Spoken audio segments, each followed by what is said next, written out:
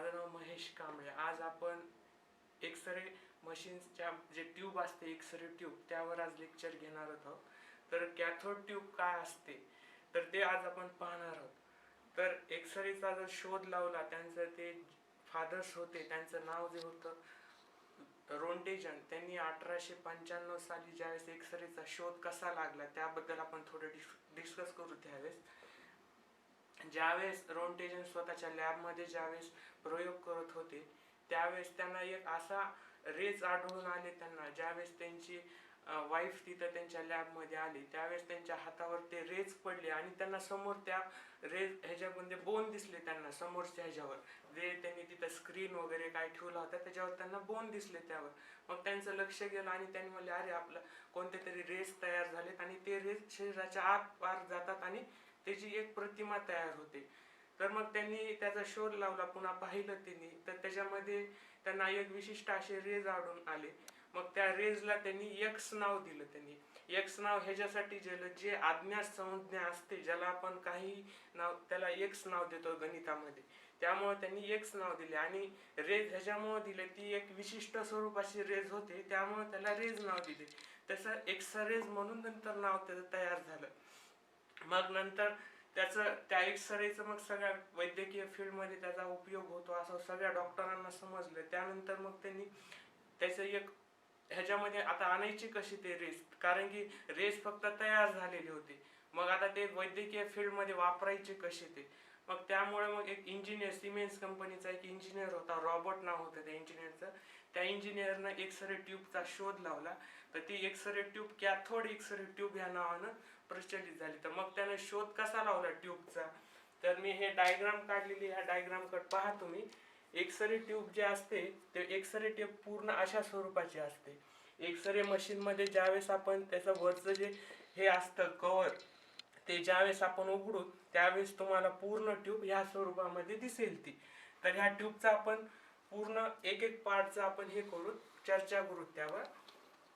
तर हे ट्यूब जे तयार झालेली असते ती एक व्हॅक्यूम ट्यूब असते. ही व्हॅक्यूम ट्यूब हे जे पूर्ण तुम्हाला हा दिसतो हा पूर्ण ग्लासची ट्यूब असते ही.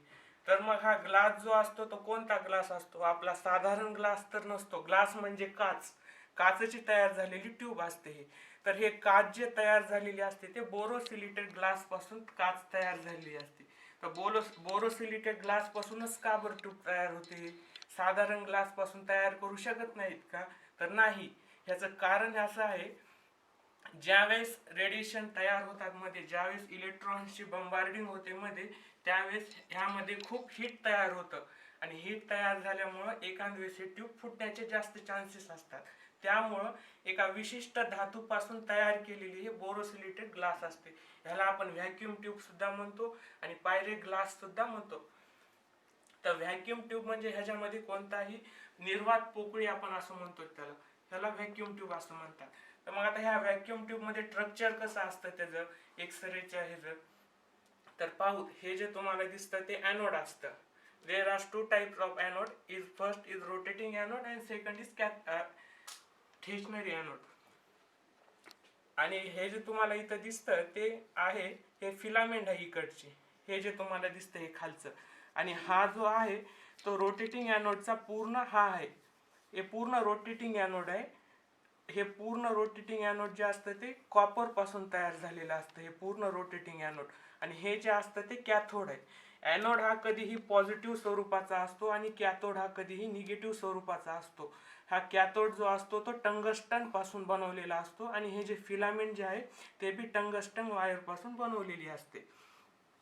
तर मग आता ह्याच्यामध्ये जे वायर जे असतं हे कॅथोड कनेक्शन वायर, त्यानंतर हे ॲनोडला इकडून जे सप्लाय जे होतं वायरचा, त्या जो वायर असतात ते साधारण वायर असतात का, तर नाही. ते वायर जे असतात ते टंगस्टन पासूनच बनवलेले असतात. तर असं का टंगस्टन पासूनच का बरं बनवलेले असतात ते, तर त्याचं एक कारण आहे.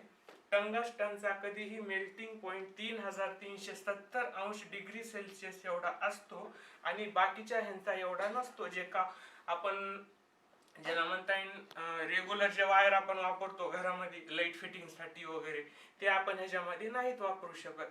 तर का, कारण की हीटमुळं त्याचे तुटण्याचे जास्त चान्सेस असतात आणि ते तुटल्यामुळं मग एक्सरे ट्यूब खराब होऊ शकते. खराब झाल्यामुळं मग सगळे डॅमेज होऊ शकते ते, त्यामुळे आपण ते वापरत नाही त्याच्यामध्ये. तर मग आपण आता बघू इलेक्ट्रॉन्स कसे त्याच्यावर पडतात, बंबार्डिंग कशी होते त्याची, आणि रेस कसे तयार होतात. ठीक आहे. तर मी आता तुम्हाला सांगितलं हे ग्लास ट्यूब, पूर्ण ग्लास ट्यूब मधला हा रोटेटिंग एनोड, आणि इकडची जे असते ते फिलामेंट असतं, आणि हे जे असतं ते कॅथोड असतं. इकडचं जे तुम्हाला दिसतं ना हे कॅथोड आहे.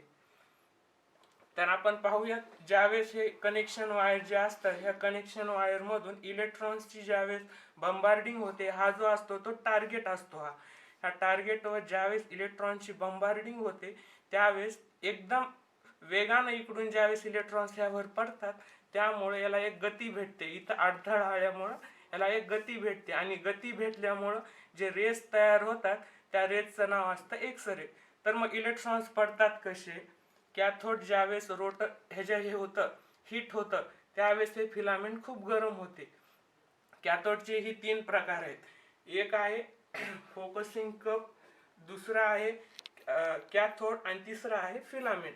तर फिलामेंट जे असते ते फिलामेंट, ह्या फिलामेंटमध्ये कॅथोड आणि ह्याचं दोघांचेही असतात.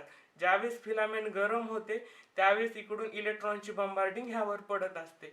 तर इलेक्ट्रॉन्स एवढ्या स्पीडमध्ये ह्यावर पडत असतात की ज्यावेळेस ह्याच्यावर पडतात त्यावेळेस हे रोटर होत असतं. त्यामुळेच ह्याचं नाव रोटेटिंग एनोड म्हटलेलं आहे. ह्यामध्ये आपण स्टेशनरी एनोड वापरत नाहीत. एक्सरे ट्यूबमध्ये नीट ऐका, स्टेशनरी एनोड वापरत नाहीत. स्टेशनरी एनोड फक्त आपण वापरतो पोर्टेबल जे एक्सरे मशीन असते त्यामध्ये, OPG पुन्हा असेल त्याच्यामध्ये आपण फक्त स्टेशनरी एनोड वापरतो. ह्याच्यामध्ये रोटेटिंग एनोडच वापरतो. ते आपण त्याच्यावर पुन्हा चर्चा करू, रोटेटिंग एनोड कशामुळे वापरतात ते. तर फिलामेंट ज्यावेळेस गरम होते त्यावेळेस पूर्ण ह्याच्यावर असे इलेक्ट्रॉन्स पडतात, आणि इलेक्ट्रॉन्स पडल्यामुळे याला गती भेटते, आणि गती भेटल्याच्या नंतर इलेक्ट्रॉन्स पडून जे तयार होतात त्याला प्रोटॉन्स असे म्हणतात. प्रोटॉन्स आणि इलेक्ट्रॉन्स पासून जे रेस तयार होतात त्याला एक्सरे म्हणतात. त्याला अजून एक दुसरं नाव असतं, त्याला टर्मिशन इमिशन असं सुद्धा म्हणतात. जे रेस तयार होतात त्या रेसला टर्मिशन इमिशन असं सुद्धा म्हणतो आपण. तर हे जे असतं रोटेटिंग एनोड कशामुळे वापरतात त्याच्याबद्दल आपण बोलू. कारण की स्टेशनरी एनोड जर आपण ह्याच्यामध्ये जर वापरलं असतं तर प्रत्येक इलेक्ट्रॉन हा एकाच जागेवर पडला असता, आणि प्रत्येक इलेक्ट्रॉन जर समजा एकाच जागेवर जर पडला असता तर त्याची लवकर ते खराब झालं असतं. एनोड स्टेशनरी एनोड लवकर खराब झालं असतं, आणि मग ट्यूबचं जे एज जे असतं ते कमी होऊन जातं. एज कमी झाल्यामुळं मग ट्यूब लवकर खराब होऊ शकते. त्यामुळं रोटेटिंग एनोड वापरतो. रोटेटिंग एनोड ज्यावेळेस फिरायला लागतं हे त्यावेळेस त्याच्यावर जे इलेक्ट्रॉन्स पडतात ते प्रत्येक इलेक्ट्रॉन हा दुसऱ्या जागेवर पडत असतो. प्रत्येक इलेक्ट्रॉनची जागा चेंज असते, आणि स्पीड मध्ये फिरत असल्यामुळे त्याला एक गती भेटत असते, आणि गती भेटल्यामुळे एक रेस तयार होत असतात. तर हे झालं आपलं एक्सरे ट्यूब बद्दल. आता ह्याच्याबद्दल आपण त्याचे हे काय असतात नंतर प्रॉपर्टीज काय आहे. तर एक्सरेच्या प्रॉपर्टीज त्यामधलं जे पहिलं आहे, रेज हे कधीही डोळ्यानं दिसत नाहीत. एक्सरेज आर अनविजिबल रेज असतात, ते कधीही डोळ्यानं दिसत नाहीत. ते तुम्हाला ह्याच्यात अजून एक सांगायचं राहिलं माझं, ज्यावेळेस इथून इलेक्ट्रॉन ज्यावेळेस इकडं पडत असतात त्यावेळेस ह्याला कडनं एक साईडनं फोकसिंग कप म्हणून असतो तो. तर ते फोकसिंग कप कशासाठी असतो? तो फोकसिंग कप ह्याच्यासाठी असतो, इलेक्ट्रॉन्स ज्यावेळेस ह्याच्यावर पडतात ते स्कॅटर्ड मध्ये होत असतात. काही इकडे जातात, काही इकडे जातात. हे जे स्कॅटर्ड होत असतात ते पसरत असतात मध्ये. मग जर ह्याच्यावर जर स्कॅटर्ड झाले तर ह्याच्यावरची गती कमी होईल त्याची, ह्याच्यावर जास्त इलेक्ट्रॉन पडणार नाहीत, आणि जे रेज जे आपल्याला जेवढे पाहिजेत तेवढे काही तयार होणार नाहीत. त्यामुळं याला एक मॅग्नेटिक फील्डचा एक फोकसिंग कप असतो, ते असा गोल स्वरूपामध्ये ह्याच्यामध्ये असतो तो. त्यामुळं काय होतं, जे इलेक्ट्रॉन जे पडायले ते एकदम फास्ट मध्ये ह्यावर पडतील इलेक्ट्रॉन्स, आणि पूर्ण स्पीड मध्ये ह्याच्यावर पडल्यामुळे एक गती मिळून रेस तयार होतील. तर फोकसिंग कामचं तेवढंच काम असतं ते. मग ह्याच्यानंतर इथं एक खाली जे असते ते एक विंडो असते. त्या विंडो मध्ये तुम्हाला एक्सरे ट्यूब मध्ये दाखवीन मी.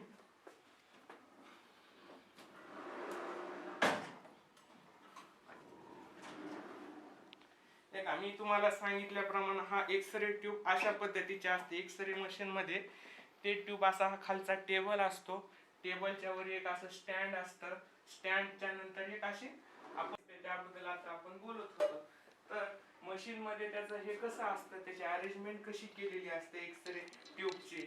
तर तुम्हाला मागाही सांगितलं होतं, हे जे असतं ते हे आता 300 mAh ची मशीन आहे, एक्सरे मशीन. ह्याच्यामध्ये हे जे तुम्हाला उभं दिसतंय हे ते असतं स्टँड असतं.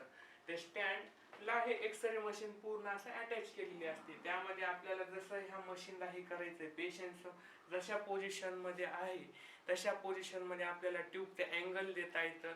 त्यानुसार आपल्याला एक्सरे शूट करता येतात. मग ते 30 अँगल डिग्री मध्ये काही काही एक्सरे असतात. त्याच्यानुसार आपण ट्यूबला पण आपण फिरू शकतो किंवा पेशंटला त्या पोझिशन मध्ये करून सुद्धा एक्सरे शूट करू शकतो. तर त्याच्यामध्ये आपण आता ह्याच्यात पाहणार आहोत ॲनोड आणि कॅथोड कोण्या ठिकाणी असते. तर हे बघा, मी तुम्हाला म्हणलं होतं पॉझिटिव्ह आणि निगेटिव्ह दोन स्वरूपाच्या ह्याच्यामध्ये हे असतात. तर निगेटिव्ह जे असतं ते कॅथोड असतं आणि पॉझिटिव्ह जे असतं ते ॲनोड आहे. तुम्हाला इथं हे काय दिसतं बघा, हे पॉझिटिव्ह आणि हे निगेटिव्ह दोन इथं असे हे दिसतात, हे निगेटिव्ह आणि हे पॉझिटिव्ह. तर ह्याच्यामध्ये इकडं जे असतं ते कॅथोड असतं, इकडं जे असतं ते रोटेटिंग ॲनोड असतं. स्टेशनरी ॲनोड नाही. प्रत्येक वेळी सांगतोय मी, स्टेशनरी ॲनोड एक्सरे ट्यूबमध्ये वापरत नसतात. हे थोडं लक्ष ठेवा, एक्झाम मध्ये विचारू शकतात प्रश्न, फिरून सुद्धा येऊ शकतो. त्यामुळे स्टेशनरी ॲनोड आपण वापरत नाही. स्टेशनरी ॲनोड फक्त ओपीजी किंवा पोर्टेबल एक्सरे मशीन मध्ये जे 60 mAh च्या मशीन असतात, छोट्या मशीन्स असतात, त्याच्यामध्ये जास्त स्कॅटर रेडिएशन होत नसतं, त्याच्यामुळे आपण स्टेशनरी ॲनोड वापरत असतो त्यामध्ये. पण ह्या अशा मोठ्या मशीन्स मध्ये कधीही स्टेशनरी ॲनोड वापरत नसतात, रोटेटिंग ॲनोडच वापरत असतात. तर ह्याच्यामध्ये तुम्हाला जे कॅथोड कनेक्शन जे वायर दाखवलं ते हे जे आहे ते कॅथोड कनेक्शन वायर असतं पूर्ण. हे पूर्ण निगेटिव्ह स्वरूपाचं असतं हे, आणि हे जे असतं ते इकडून रोटेटिंग ॲनोड असतं, हे पूर्ण पॉझिटिव्ह स्वरूपाचं इकडचं असतं. तर दोन पहा लाईन दोन्ही वेगवेगळ्या गेलेल्या दिसत आहेत तुम्हाला लाईन, ठीक आहे. तर आता आपण ह्याच्यामध्ये पाहूया, हे एक्सरे ट्यूबच्या आतल्या बाजूला याचं जे हे असतं त्याला एक विंडो असते. त्या विंडो जे तुम्हाला सांगितलं ते विंडो अशा प्रकारची असते. त्या विंडो मध्ये इकडून लेड पार्टिशन असतात, ते स्लाइड आपल्याला हे करण्यासाठी. ज्या स्वरूपामध्ये आता समज आपण हँडचा एक्सरे घेतोय तर स्कॅटर रेडिएशन आपल्याला जे कमी करायचं आहे ते आपण ह्याच्यानुसार करत असतो. तर त्याच्यामध्ये इकडच्या आहे ना आपण जे बटन्स असतात ह्या बटन्सना आपण कमी जास्त करू शकतो. त्याला आपण कॉलिमीटर असं म्हणत असतो. त्या कॉलिमीटर नुसार आपण स्कॅटर रेडिएशन कमी करतो ते. तर हे झालं आता एक्सरे ट्यूबचं. तर आता प्रश्न राहिला आपला, ह्याला आपण एवढं हीट होतं ह्या ट्यूब मध्ये, तर मग एवढं हीट कशाद्वारे देतात. तर ते हीट जे देतो ते आपण असतं ते ट्रान्सफॉर्मर असतं. हे ह्या ट्रान्सफॉर्मर कसं असतं, तर हे ट्रान्सफॉर्मर इकडं दाखवतो तुम्हाला. हे हे ट्रान्सफॉर्मर नुसार आपण ह्याला हे हाय व्होल्टेजचं असतं ट्रान्सफॉर्मर. ह्याच्यानुसार आपण ह्याला हे करत असतो, सप्लाय करत असतो. ह्याच्यामुळे जास्त हे जे ही होतं हिट होतं, आणि हिटमुळे जे रेस तयार होतात ते ह्याच्यामुळे तयार होत असतात. तर असं झालं आजचं आपलं एक्सरे ट्यूब बद्दल हे लेक्चर झालं.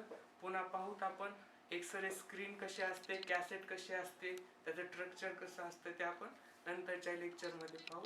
धन्यवाद.